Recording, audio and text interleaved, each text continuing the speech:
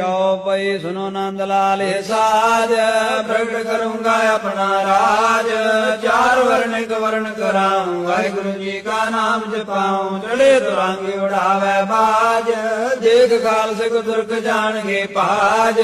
सवा लाख सीख लड़ाऊं चढ़े सिख तिस मुक्त कराऊं। चूलन ने जे हस्ती साजे द्वार द्वार पर नौबत बाजे।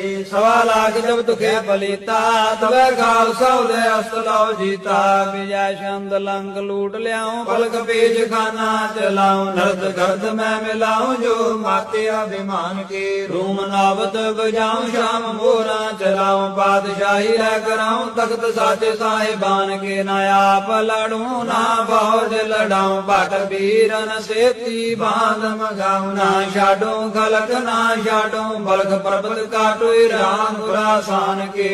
मेरू तो नाव गोविंद सिंह सोढ़ी राया